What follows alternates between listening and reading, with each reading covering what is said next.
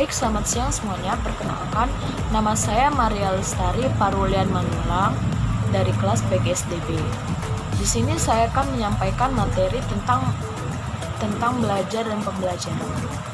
Bab yang pertama yaitu hakikat belajar dan pembelajaran. Yang A. Pengertian belajar. Menurut Gagne, belajar merupakan proses yang memungkinkan manusia mengubah tingkah laku secara permanen, sehingga perubahan yang sama tidak akan terjadi lagi pada keadaan yang baru. Yang B. Ciri-ciri belajar. Menurut Rusman, ada 8 ciri-ciri belajar, yaitu perubahan yang tidak disengaja atau yang disengaja, perubahan yang berkesinambungan, perubahan yang bersifat pasif, perubahan yang bersifat aktif, perubahan yang bersifat permanen, perubahan fungsional, perubahan yang terarah, dan perubahan yang menyeluruh. Yang ketiga, tujuan belajar.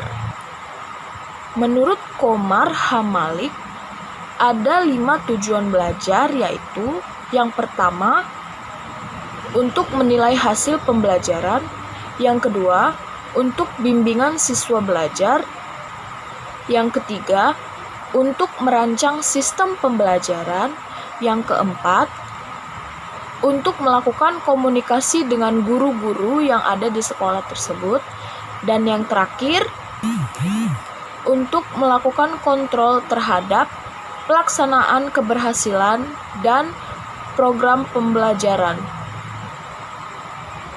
Materi berikutnya, pengertian pembelajaran.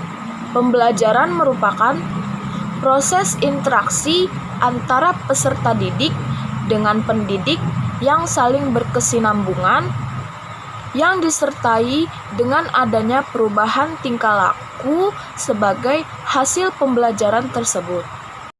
Materi selanjutnya, perbedaan antara belajar, mengajar, dan pembelajaran. Perbedaan itu dapat kita lihat dari jenis kegiatan yang dilakukan. Jenis kegiatan yang dilakukan belajar yaitu menerima dan mengolah informasi yang diberi oleh pendidik, mengalami perubahan tingkah laku. Sedangkan jenis kegiatan mengajar yaitu membimbing peserta didik, menyampaikan informasi kepada peserta didik, dan mendidik. Sedangkan yang terakhir, jenis kegiatan pembelajaran yaitu interaksi antara peserta didik dan pendidik. Yang terakhir, persamaan antara belajar, mengajar, dan pembelajaran. Secara garis besar, yang dapat kita lihat, persamaan belajar, mengajar, dan pembelajaran yaitu ketiganya sama-sama saling mendukung untuk perubahan tingkah laku peserta didik dan dapat mengembangkan potensi yang ada dalam diri siswa tersebut. Di sini saya akan menyampaikan materi selanjutnya dari bab 2, yaitu prinsip belajar. Ada 10 prinsip dalam belajar. Yang pertama, prinsip kesiapan atau readiness. Prinsip kesiapan adalah proses yang dipengaruhi oleh kesiapan murid yang memungkinkan ia dapat belajar dengan baik. Prinsip kesiapan ini juga dapat dikatakan dengan prinsip kematangan. Yang kedua, prinsip motivasi. Motivasi adalah suatu kondisi untuk memprakarsai kegiatan mengajar, mengatur anak dalam kegiatan memelihara kesungguhan. Prinsip ketiga yaitu prinsip persepsi. Persepsi adalah penilaian tentang situasi yang hidup. Persepsi mempengaruhi perilaku individu antar peserta didik. Prinsip yang keempat adalah prinsip tujuan. Tujuan ialah sasaran khusus yang hendak dicapai oleh seseorang. Tujuan harus tergambar jelas dalam pikiran dan diterima oleh pelajar. Prinsip yang kelima, ada prinsip perbedaan individual. Prinsip ini harus memperhatikan perbedaan antar individual peserta didik yang satu dengan peserta didik yang lain. Tujuannya dapat memberi kemudahan untuk mencapai tujuan belajar antar peserta didik. Yang keenam, prinsip transfer prinsip transfer dan retensi. Apapun yang dipelajari dalam satu situasi, pada akhirnya akan digunakan dalam situasi yang lain.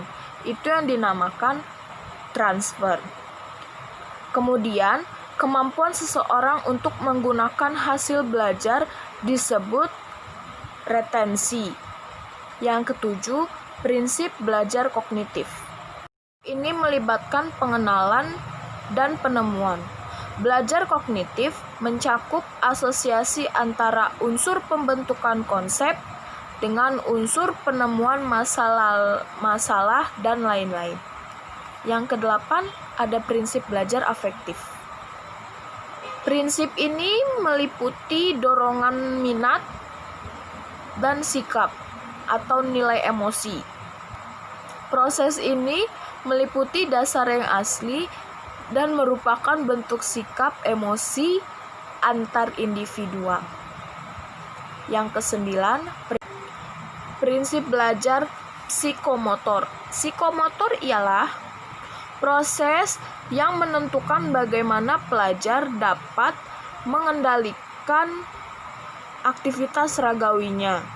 Dan yang terakhir, prinsip evaluasi. Pelaksanaan prinsip evaluasi memungkinkan peserta didik untuk menguji kemampuannya dan mencapai tujuannya. Materi selanjutnya yaitu bab 3 tentang komponen pembelajaran. Yang pertama, pengertian komponen pembelajaran. Komponen pembelajaran merupakan suatu sistem keseluruhan yang terdiri atas komponen-komponen yang saling berinteraksi antara satu sama lain dengan yang lainnya secara keseluruhan.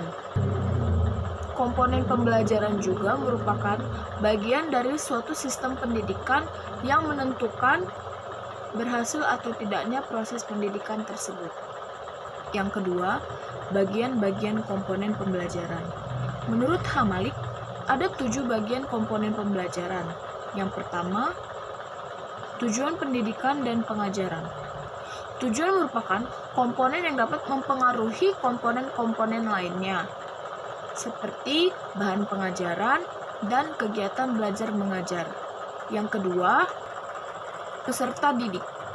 Peserta didik merupakan komponen pembelajaran yang sangat penting. Peserta didik juga merupakan individu yang unik dan memiliki sifat yang berbeda antara satu siswa dengan satu siswa yang lainnya. Siswa memiliki tipe belajar yang berbeda, ada yang bertipe visual, ada yang bertipe auditif, dan ada juga yang bertipe audiovisualistis. Komponen yang ketiga, ada pendidik atau guru. Guru berperan penting juga. Guru sebagai pelaksana dan penggerak kegiatan pembelajaran.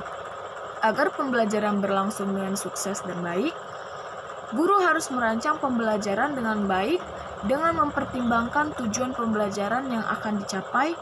Guru juga harus menyiapkan program pembelajaran, bahan pembelajaran, sarana pembelajaran, dan evaluasi pembelajaran.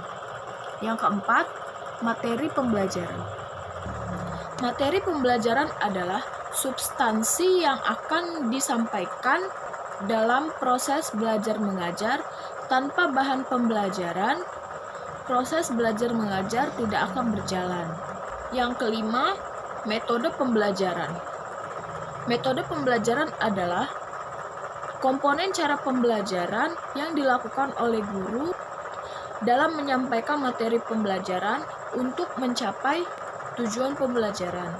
Materi yang dipakai harus sesuai dengan tujuan, materi pelajaran, dan karakteristik peserta didik.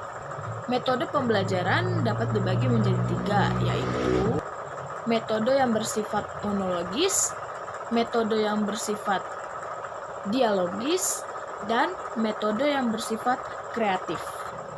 Yang keenam, ada metode pembelajaran. Ada 2 metode yang biasa dilakukan dalam pembelajaran, yaitu pembelajaran tatap muka atau bertemu secara langsung, dan pembelajaran sistem jarak jauh atau pembelajaran online. Ada beberapa fungsi media pembelajaran, yaitu yang pertama sebagai komponen yang membantu mempermudah materi, yang kedua membuat pelajaran lebih menarik, yang ketiga membuat pelajaran lebih realistis, dan materi yang terakhir yang ketujuh, yaitu evaluasi pembelajaran. Evaluasi merupakan komponen yang berperan untuk mencapai keberhasilan peserta didik.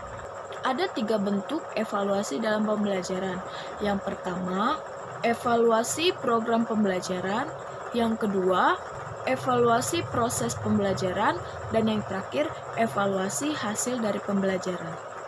Sekian, terima kasih semuanya. Selamat siang.